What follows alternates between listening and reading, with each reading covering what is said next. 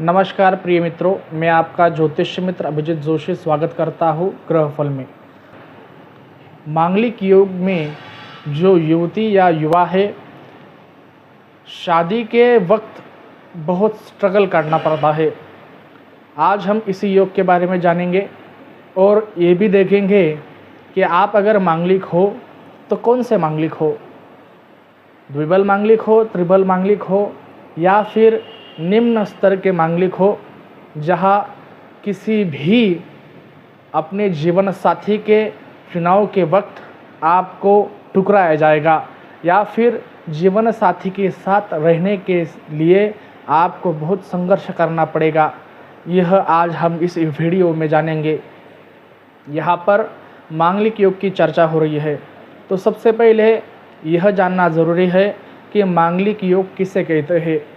अगर आपकी कुंडली आपके पास हो तो खोल दीजिए, उसमें देखिए कि आपका मंगल किस भाव में बैठा है। यहाँ पर प्रथम, चतुर्थ, सप्तम, अष्टम और द्वादश इन भावों में अगर आपका मंगल बैठा हो तो आप एक मांगलिक है, ये जान लीजिए।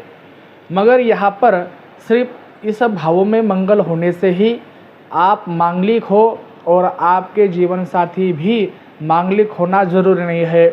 इसके लिए और भी कुछ चीज़ें देखी जाती है, जैसे कि यहाँ पर इस भाव में जब मंगल महाराज बैठ जाए तो किन नक्षत्र में है, किस डिग्री में है, यह भी देखा ज़रूरी है।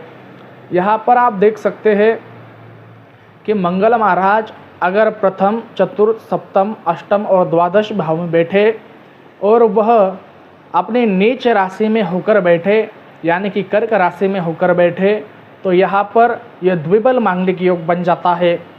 द्विबल मांगलिक योग जो सिर्फ मांगलिक योग से भी बढ़कर होता है। यहाँ पर यह योग अधिक फलित होता है। इस योग में और एक योग भी है जिसे ट्रिपल मांगलिक कहते हैं।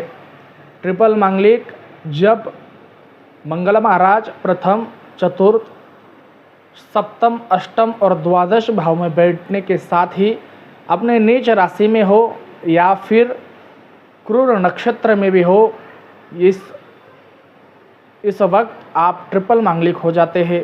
ट्रिपल मांगलिक में अगर आपकी यह कुंडली है तो समझ लीजिए कि आप अपने जीवन साथी का चुनाव भी ऐसे ही किसी मांगलिक कुंडली से, किसी ज्योतिषी से सलाह सलामत लेने के बाद ही करें, क्योंकि शादी के बाद आपकी ज़िंदगी नर्क से बदतर भी हो सकती है।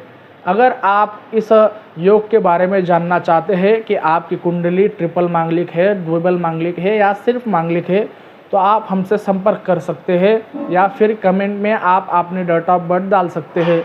यहाँ पर हम बात करने वाले हैं कि अगर आपकी कुंडली द्विबल मांगलिक हो या ट्रिपल मांगलिक हो तो आप इस द्विबल मांगलिक या ट्रिपल मांगलिक कैसे जाने। अगर आपकी कुंडली द्विबल मांगलिक है या ट्रिपल मांगलिक है तो आप सबसे पहले देखिए कि इस द्विबल या त्रिबल मांगलिक में जहां मंगल महाराज बैठे हैं वहां कहीं शनि महाराज तो उनके साथ तो नहीं है। अगर शनि महाराज या फिर राहु महाराज इसके साथ आकर बैठ जाए तो यह योग बड़ा ही क्रूर योग बन जाता है। इसी के साथ यह योग अगर सप्तम भाव में बैठ जाए तो योग आपके सांसारिक सुखों का नाश कर देता है। यहाँ पर सिर्फ सांसारिक सुखों के बारे में ही इस मांगलिक योग को हम ले रहे हैं। अगर आपकी कुंडली में सप्तम भाव पीड़ित हो और उस सप्तम भाव पीड़ित होने के बावजूद भी आप एक मांगलिक हो और वो भी ट्रिपल या ट्रिपल मांगलिक हो, तो आप ऐसे समझ लीजिए कि विवाह जैसी कोई चीज़ आपके लिए बनी ही नहीं है। अगर आप इस झंझट में पड़ते हो तो आपके लिए यह एक नरक जैसा प्रतीत होगा। अब हम जानेंगे कि यह मांगलिक होने के बाद भी आप शादी ब्याह कैसे करें या फिर इसे करने के लिए आप कौन सा उपाय करें। सबसे पहले अगर आप मांगलिक है और आपके कुंडली में चतुर्थ, सप्तम या अष्टम इन भावों में अगर कर्क राशि का मंगल आकर बैठ जाए, यानी नीच का मंगल हो, तो सबसे पहले मूंग की दाल का आप दान करें।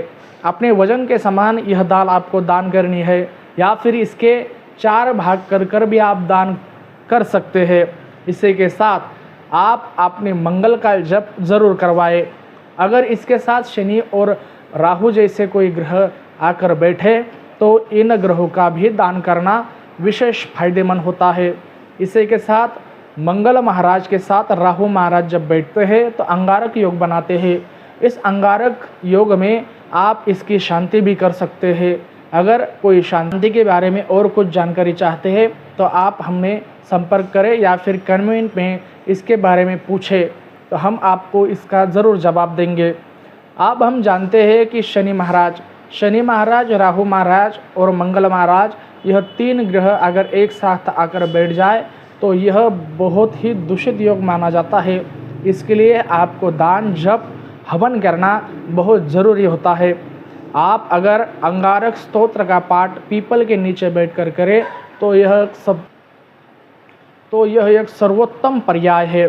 अगर आप अंगारक स्तोत्र का पाठ करते हैं तो मंगल महाराज के साथ ही राहु महाराज भी आप पर कृपा दृष्टि बरसाते हैं। अगर मांगलिक से शादी करने से पहले किसी अच्छे ज्योतिषी से इस बारे में सलाह मसलत ले, क्योंकि मांगलिक होना ही सब कुछ नहीं होता।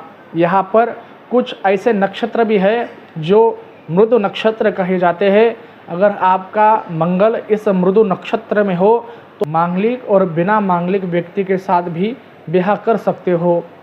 अगर आपका मंगल तीक्ष्ण या क्रूर नक्षत्र में आकर बैठा हो और शनि और राहु जैसे कोई ग्रह उसके साथ बैठे हो तो आपको सिर्फ और सिर्फ मांगलिक व्यक्ति के साथ ही अपना जीवन बसाना है। अगर मेरी दी जानकारी आपको अच्छी लगे तो शेयर्स, कमेंट्स और लाइक ग्रह फल को ज़रूर कीजिए। धन्यवाद।